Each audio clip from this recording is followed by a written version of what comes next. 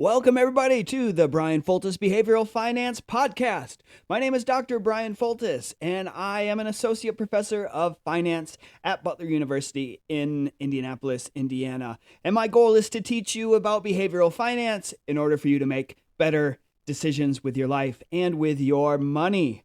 Today's topic is on heuristics and biases, continuing our conversation from the previous podcast. Those keeping score at home, the previous one was number 8, and this is podcast number 9. And we are continuing to outline the fundamentals and basics of behavioral finance. This is the section where we are talking about biases and heuristics, and we're going to give the general outline. That's what we've been talking about today. And then we come full circle talking about how these biases and heuristics can affect, both in good ways and mostly bad ways, our financial decision making. So thanks for everybody for watching today or listening wherever you are. Working on podcasts and videos, so everybody can have options on how you want to learn about behavioral finance. So if you haven't already, please make sure you like and subscribe so you can follow and continue to learn more. If you are listening on the podcast, would love some good feedback from you.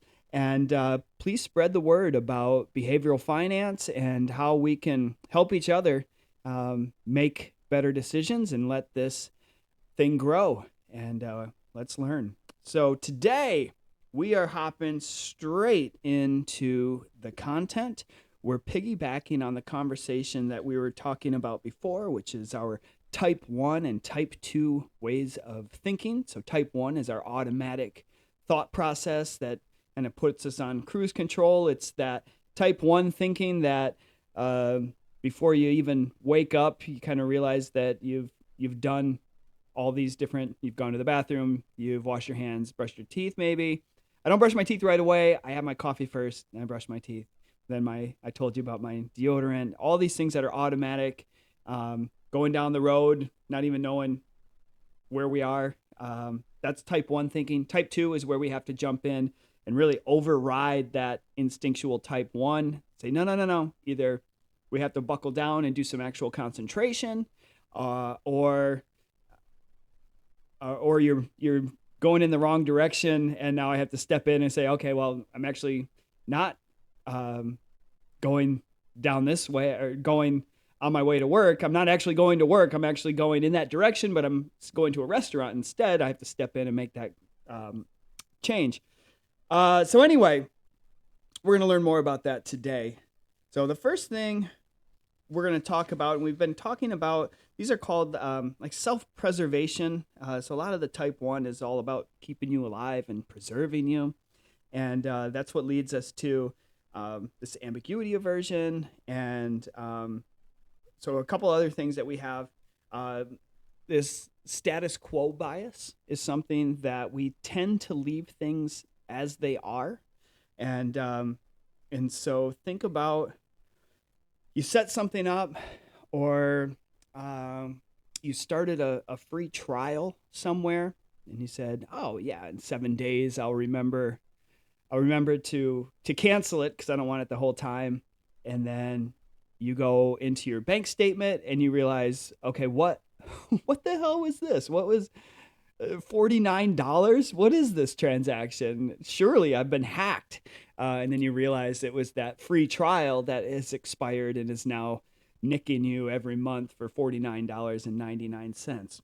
I had that recently happen where Spirit Airlines, the trailer park in the sky,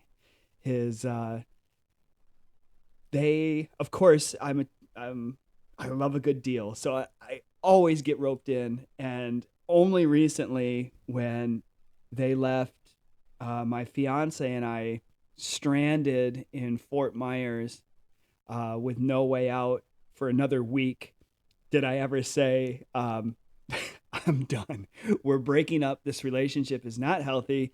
And the best we could do was rent a car, drive up to Tampa, spend the night, and take a flight from Tampa to Indianapolis the next day on our own dime to do all of that. And once I realized that was the backup plan, if anything got canceled or delayed, then I realized that my relationship with Spirit Airlines is done. But I was on their Saver Flyer plan, and they recently, instead of, my breakup being a full breakup, I didn't realize that their Saver plan or whatever was reoccurring every year. So when I looked up just a couple of months ago, Spirit had dinged me for $69.95 or something like that. And I thought, I need to get out of this right away. And so I had like 2 or 3 different emails attached to it and trying to figure out which one this one was attached to. It was an ordeal, but I really had to get out of that that bad relationship once and for all.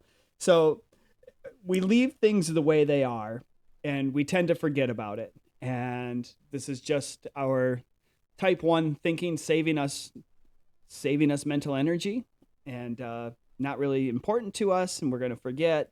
We're kind of more in the now, and marketers know that, and they say, no, just take a free trial. You'll do it for free, and we know you're going to forget, and I'll forget, and we have to. So best case scenario around this is set a reminder for you to cancel this before it is. Put it on my phone. Ding. What is that? Oh, yeah. Well, I just saved, anywhere from $10 to $100, depending on your subscription, sending that reminder to you for that free trial.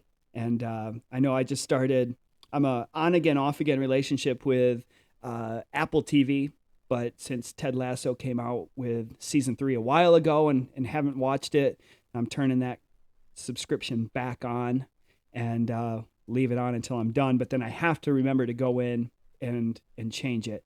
But our status quo is this can be really dangerous, not only from a trial or subscription standpoint, but with our investments. We have a real tendency to set it and leave it alone. And so later on, we're going to talk about some of those repercussions on not changing your asset allocation or your portfolio, how that can morph into, even if it started out reasonable, how it can grow into a bad, disproportionate allocation over time. Next thing is called the endowment effect. So the endowment effect, what you have or you own seems better than what you don't have or don't own. And so I always do in class, I'll always pick on somebody. And usually, we all have their water bottles here. So we've got our water bottle. And I'll pick somebody out and say, hey, that's a really nice water bottle. Can I use this? And hopefully they say, yeah. I said, okay, what I want you to do is we can even use this water bottle. It's fine. Me, the owner, I'm going to give my lowest price that I am willing to receive in order to give up this water bottle. And everybody listening or watching needs to think about their highest price they would be willing to pay in order for this to, for them to buy it from me. And I'll wash it. We'll sanitize it. I get that. It will be nice and clean here. For the viewers that are listening on the podcast, I've got a nice, it's Embrava Sport water bottle. And it's about 48 ounces. It's still a decent tact. I'm not going to open it because it might be pretty gross. I got to wash it. But nevertheless, here it is. I don't remember where I got it. Probably didn't pay too much. But sometimes if Mandy buys, she's the fancy one out of the two. Fancy Mandy. And she'll sometimes spend a little bit more. So if she gave that to me as a gift, then it could be a pretty decent price. Well, so I've got my number. Post your number, and typically if I find somebody's nice coffee thing or water bottle, The Butler students, they're doing pretty well. Their family's doing well. So, I can find a pretty decent one. They're not going to let their stuff go for less than 40 or $50. And and for good, I guess if it's nice. I don't think I've ever paid 40 or $50 for a coffee mug or a water bottle. But they're out there, and they're willing to really not give it up for any less than 40 or $50. Meanwhile, you can expect that nobody who doesn't own this thing is going to be willing to pay that amount. And in fact, the pricing that people are willing to pay is typically around $5 or $10. So we're in just completely different worlds. And it just outlines this endowment effect. What we own, we tend to give extra value to it. And sometimes it's sentimental, and sometimes it's just unnecessary value added to it. And when we don't own it, we kind of undermine it or undervalue it. So I have a tough time here. I've told you in the last episode about my trading cards and my basketball cards, and so I have here they are. I just grabbed a random stack. I got to get them sent in for grading, and I'm looking at these, and when I am looking to buy, so when I don't own a particular card and I'm looking to buy, I can always find the flaws in them. And I go, oh, well, that's a dinged, or the centering on it isn't very good. And I can kind of justify why I'm not willing to pay only, so much for this particular card. But then when I own it, I look at it and go, oh, yeah, send this in. This is a 10. This is a 9 or 10 easy all day. And as soon as I really overvalue this thing, and I always have to be super careful. And I'll look at them a couple of times because it's $20 per card to get graded.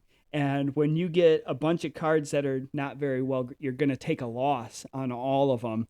And so I always have to step in with my own endowment effect and my own predispositions to say, okay, just because I own it, let's look at it from a totally neutral standpoint, or from a point that I don't own it.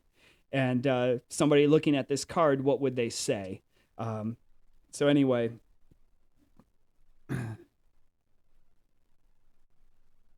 that's the endowment effect. Put the cards back. Next thing is using an example. Typically we talk about jellies. And this was the study that talked about different jellies for this particular topic. And I just like to change this to a more realistic, and most of my students are 21, so we just call it wine varieties, and makes it more interesting for me. But let's talk about wine here. If we go, we have two different treatments. One treatment saw 3 to 4 samples. 3 to 4 samples of wine. And then you had another group, and they saw 30 to 40 samples of wine.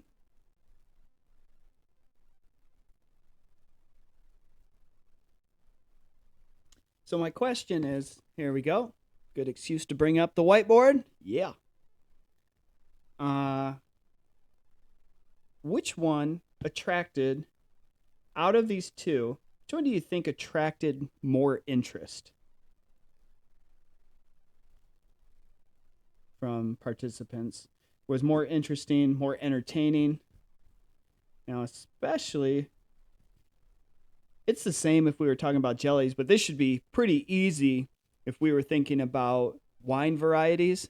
I mean, 30 to 40 samples, getting into that, I would be highly entertained, and I'd be highly interested in that process. And anybody knows of treatment number 2 in real life, let me know. I'll be there. So number 2 was definitely more interesting. But then the other question was, which one do you think attracted more buying or more purchases? Now, Anybody who's been to a wine or bourbon tasting, you might argue with me on this one, because you might say, if I've had 30 to 40 different samples of wine or bourbon, I'm buying out the store. And I might not be able to argue with that. But overall, most people will actually they'll say the 3 or 4 samples wasn't as entertaining, but I actually have a pretty concrete buying decision based on 3 or 4. I like this one the best out of the 3 or 4. I'm going to go here. Once you've tried 30 or 40, you're just like, that was awesome and I feel great. Which one did you like the best? I don't know. And so you don't really buy anything or buy as much. So number 1 led to more purchases. Smaller sample made the decision-making process really straightforward, less complicated, and it led to more action. What is this called? Information overload. People become paralyzed when they are given too many options. So whether it's jelly or wine, they're given too many options. It leads to inaction, analysis paralysis. And so when we think about information overload from a financial standpoint, this can become very applicable. If you say, hey, just get into a mutual fund or an ETF. So you're going to learn, after we learn about exponential growth in this class, you're going to learn ETFs are where we want to be, low cost index ETFs. Say, okay, yeah, go do it. And you realize there are thousands of ETFs out there. And then you're trying to remember, okay, which one? Foltice, he was saying something about low expense ratios and fees and all this other stuff. And then is this the asset class? I don't know. And then you just go, well, I'll do this later. And so you just become totally overloaded. And there are so many different options. Even if we're looking for an S&P 500 index ETF, you could list probably 40 to 50 of these different ones. And if you show that list, you're like, I don't know which one to choose, even though they're more or less all the same. And this is our information overload. And this is the same thing when we talk about retirement funds or retirement decisions. You give this whole list of different of retirement investment options, and people are just starting a new job and they have to make this critical decision among 20 other huge decisions with their insurances and all these other things, and they're just filling out forms as fast as possible, and then they get this huge list of where you want to and where you should invest your funds, and you're expected to make this perfect decision, where most people look at that huge list and go, I'll do that later. And then many years later, they realize they haven't saved anything for retirement. So this information overload is something that is very important from not just our standpoint, but if you're building retirement plans, that understanding 3 to 4 samples is going to get more action than 40 to 30 samples or 30 to 40 samples. And in fact, we get this threshold around 10 where we start seeing diminished participation in these retirement plans, which become very significant once we get past 20 options. So simpler is better when it comes to retirement plan designs, because it leads to more people actually filling out that form and participating in the retirement plan. All right, next topic we're going to talk about is called representativeness. And all these different fallacies and phenomenons and biases fall under this umbrella of representativeness. So I'll give you the textbook edition or the textbook definition of this. So it says, we judge probabilities by the degree to which A is representative of B. This is by the degree which A resembles B. That's the quote of the textbook. What I just like to say about this is we see patterns where they don't exist. We detect patterns where they're non-existent, but we think they're a pattern, even though they're more or less just random acts. These are randomness, but we're trying to detect patterns. And this is where we can now start getting into trouble and start making some bad decisions. All right, so this first one is a question for you. It says, Jim is a lottery winner. That's A. Jim is a lottery winner. Or B, Jim is a happy lottery winner. Jim is a lottery winner. Jim is a happy lottery winner. Which one do you think is more likely? Jim is a lottery winner. Happy lottery winner. So I want you to now think about when you're going through this, you go, okay, type 1 says this. But now that I know a little bit about these things, type 2 is going to step in and stop me. Okay? So what I'm hoping to hear is instinctually, you're going to go, yeah, type 1 says happy lottery winner. Everyone's got to be happy when they win the lottery. Type 2's got to come in and say, wait a minute, that's not true. Actually, A is more likely. Jim is a lottery winner is more likely than Jim is a happy lottery winner. Why? Because Jim could be a happy lottery winner, could be a miserable lottery winner, he could be an indifferent lottery winner. All these different descriptive words are going to be more probable with the blanket statement than it is making that specific statement where he's happy and a lottery winner. So this is called the conjunction fallacy. It's when we believe that some combination of events are more likely than one of the events. Happy lottery winner is more likely than lottery winner. So that's where we jump to. This is a misperception, but we want to detect it, and so we immediately say that's more likely. Here's another one for you. Around this, I'm going to ask you, give you about 15 seconds. I'm going to show you all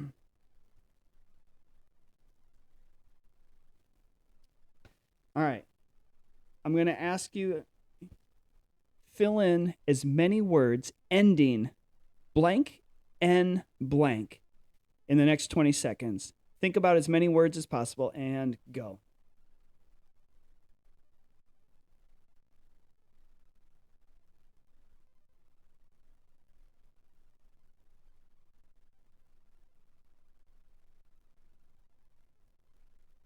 Three, 2, 1, stop. So that is number of words ending blank and blank. All right, now I'm going to ask 20 more seconds.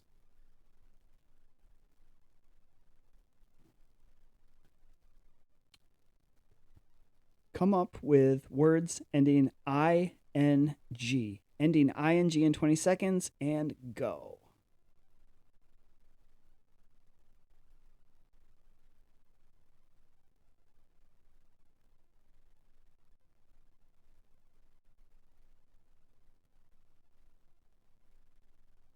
Three, 2, 1, stop. How many of you got way more INGs than blank and blank? Most of you would.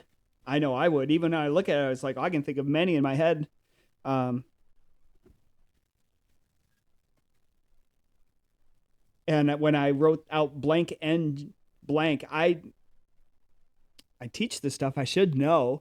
But even then I was just like, oh man, my brain was just really grinding to try to come up with some of the words. But this conjunction fallacy, we would say, well, there are many more words. Our instincts say many more words and ing when we combine this combination than blank and blank. But when we take a step in and think about this cognitively, we go, wait a minute. That's not true. In fact, all blank and blank includes ing plus any other words. So let's see, fine, dine, that's blank and blank plus any other words ing. This is the conjunction fallacy. So again, We believe a sum of combinations is more likely than one of the events. And now we have to begin the process of understanding what our type 1 does, when it can be incorrect, and then when our type 2 has to step in and override this. Second one, it's one of my favorites. It's called the hot hand phenomenon. So it is believed that you should give the ball to the person with the hot hand. And the way they define a hot hand here is 2 or 3 makes in a row. Now, I'm going to ask if any athletes out there, when have you ever been in the zone?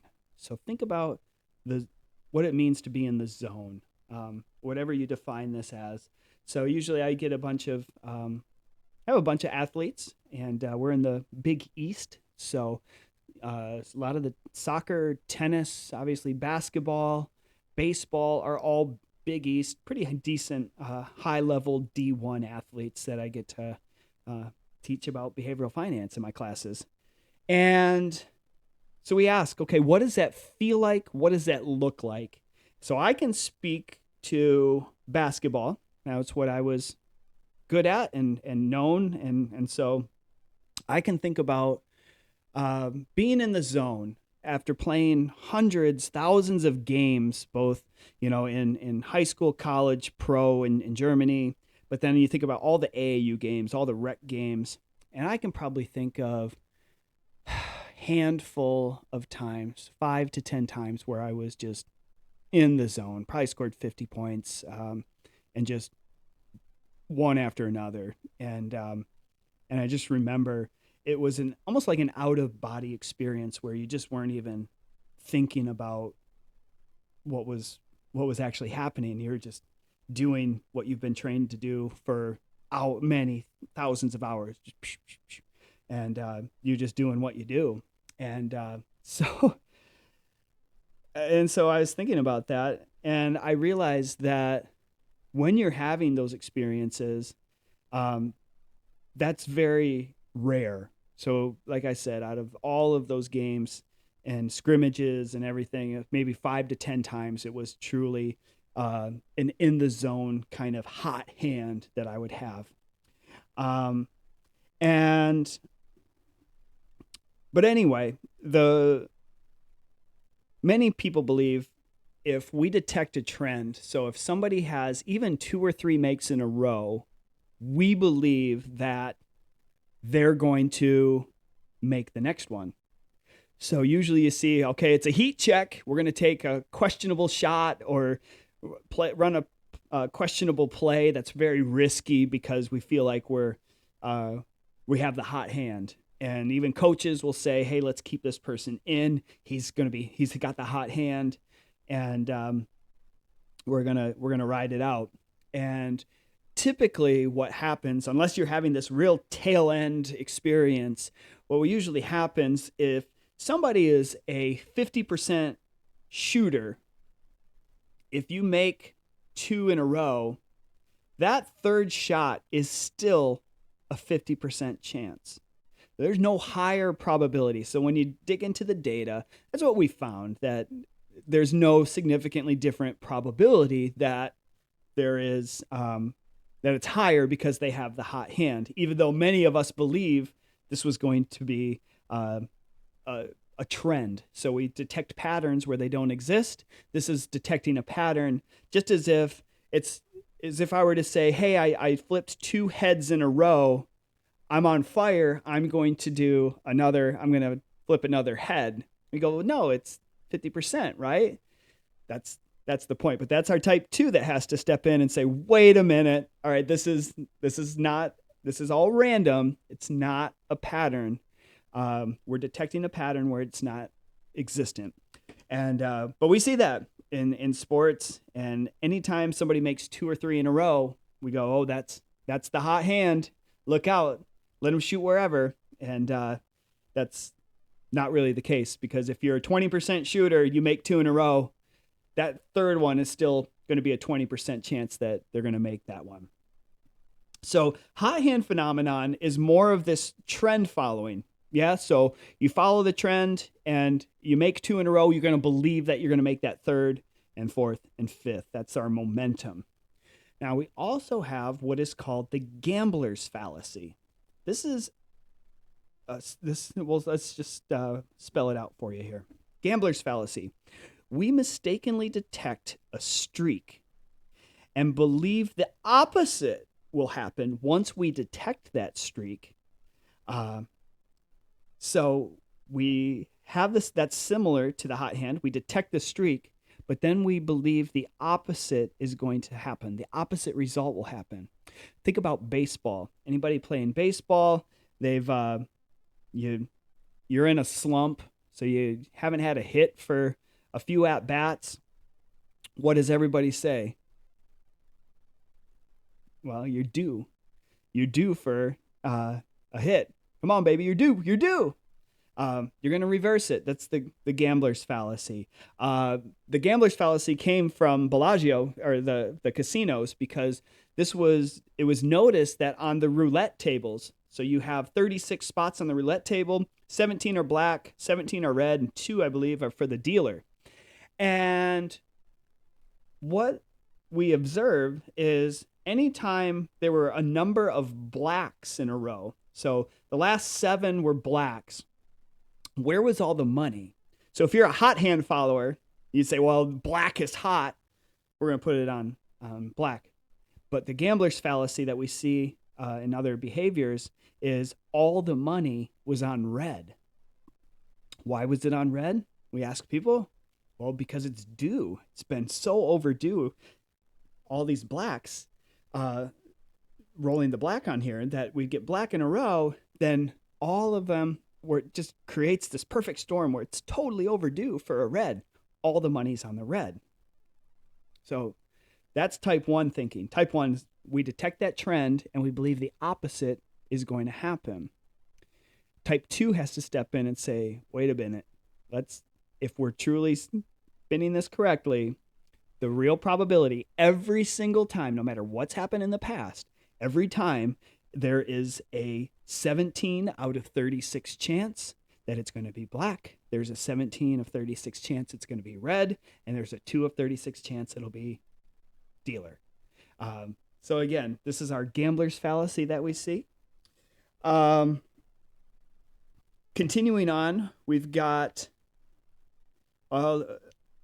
recency bias, which I've already mentioned in the previous one. It says recent evidence is more compelling. So I'll go back to that example saying where in Florida you're from. If you're from Punta Gorda, you're going to say we always get hit with a hurricane. And if you're just north, Bradenton, Sarasota, Tampa, St. Pete area, we never get hit by a hurricane. And that's simply based off of what's recently happened with those hurricanes. We also have another word. It's called salience. So salience is dramatic evidence is more compelling. So salience, what is more salient? Think about headlines. I haven't checked the market. I think it was pretty flat or down today. But let's just say Dow Jones is down 1%. So Dow Jones down 1%. And now I'm just so curious. Like I just saw a squirrel here. Okay. Down 1%. It's not. It's very flat today. Down 1%. That's my story, and I'm sticking to it. But what we could say is even down, let's say 1.5%. 1.5%. Oh, okay. Okay. Here's the headline. We're down today. But I can take that same information and realize that the Dow is at 33,000 as we're taping this. So if it's down 1.5%, 1% would be 330. Have that again. Let's go 465. That's how many points it would be down. That's 1.5%. My math is correct. The Dow down 465. But now So now, again, we've talked about framing here, and I've got it in red. So, bloodbath here. But now, and so, of course, the bigger number is going to be more compelling. That's more salient. But now I'm going to, what do we say here? Does it plummet? Or I like plummet. I was thinking tumble, but I can go plummet. Plummets. 465 points. What do you think people are going to read more, are going to be more compelled to click on? Well, the more salient one here, the plummets, and we're going to use higher numbers now with our framing issues. That is salience. Next is something called the availability bias. So availability bias means freely available, easy to process information is more compelling. Easy and available information is more compelling. So we've got an estimate of how many people per year do you think in, I forget, it was 2011, died from shark attacks. How many people would you estimate died of shark attacks? And then the other estimate is how many people died of coconuts or coconut related fatalities. Getting basically hit on the head with a coconut. According to the numbers, shark attacks, coconuts were 10 times more likely to kill you than shark attacks. When we look at the whole worldwide numbers, coconuts were 10 times as likely. But what were you like everybody else? Did we estimate that shark attacks were way more deadly than coconuts? Okay, let's think why. Well, here's an example. When we talk about availability bias, what have we always read about? Or what did we see in the news? If you're from down south, it seemed like there was always an attack, something on the near shore, or shark seen near the shores. When we were living in St. Augustine for about 6 years, we would see that on the news. Never once have I heard on the news, man gets hit in the head by a coconut, dies.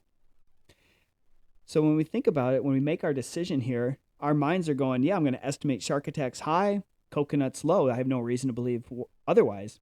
But then the proof comes out and says, no, it's actually the opposite. We just don't hear about the coconut attacks or coconut falling on somebody's head.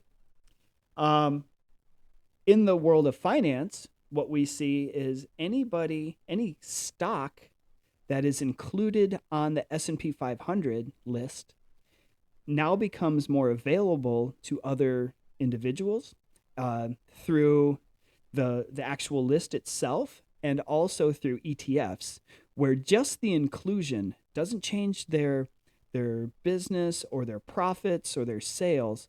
All else equal, the inclusion of the stock on the S&P 500 increases annual returns by approximately 3.5 to 3.6% per year.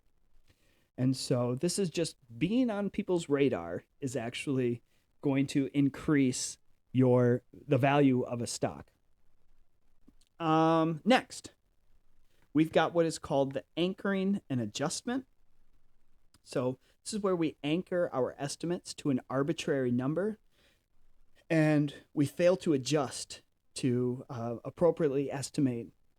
So the arbitrary number can be set out in a number of different ways, but what I always like to do is I'll ask the students, say, okay, do you believe that the S&P 500 is going to close higher or lower than 2000? Do you believe the S&P 500 will close higher or lower than 2000? And I've got a bunch of majority of finance majors in my class. And so they go, S&P 500, that sounds a bit low. It's going to be higher. So S&P higher than 2000. And you go, okay, please estimate what you believe the S&P 500 is going to be at the end of the year. And they'll say, okay, well, it's May, June right now. I think it might go up another 5 or 10%. And so my anchor is at 2,000, 5 or 10% is going to be, I'm feeling good. It's going to be 2,200. So I estimate 2,200, and you get a whole list. And so you compare this group, and then I give the other group the actual S&P 500 and say, do you believe the S&P 500 right now is at 4160 something? So 4160. You think it's going to be higher or lower? And then we get a whole different, some people say higher, some people say lower. But on average, even if it's a negative trend, it could be 3,900 or 4,000. But the average estimates are nearly double each other. So one's gravitating upwards because there's a tendency to think, no, I think that's a bit low, or they know it's a bit lower. But overall, that number is going to be almost a half of the estimates given. And you go, it's the same group of individuals. They're all about the same, all finance majors. So why would we get such different responses? And it's the anchor. It's the anchor that we set and just say 2,000, and the automatic thinking just goes, I'm not going to even investigate. I guess it's just around 2,000 because they say so, and then I'll make my adjustment higher. But it's not nearly enough most of the time. So something to be careful about. Somebody sets an anchor that we fail to adjust. Sometimes we're going to see this in the real estate market. So based on the anchoring price that people fail to adjust can influence appraisers and influence home buyers as well. But I'm going to save that ammunition for later. And then we're actually going to stop here because I'm going to go on a large tangent on my near and dear to my heart with a lot of implication, exponential growth bias. This has a lot of implications, and we're going to talk about that later. Refrain from doing that. If you have any questions, friends, please let me know in the comments below. Would love to hear from you. If you want to contact me directly, you can hit me up at bryanfoltice.com and find me on my website. If you're looking to book me for speaking or teaching engagements, I am your guy to speak about all things personal finance or behavioral finance. Those two kind of go hand in hand. And if you think I get fired up just sitting here in my little home office talking to my computer screen, just get me on a stage, man. Oh, man, we'll get you fired up and teach you a thing or two. That's my hope, at least. And if you want, I'm also on Instagram. Find me there. We have fun, and I'm accessible. You can reach me there, and let me know what you're interested in or what you're learning and questions that you might have. I'm always happy to engage with you there. So thanks again, everybody, for listening and watching, and I'll see you next time when we continue our conversation on biases and heuristics. We'll talk to you later. Bye.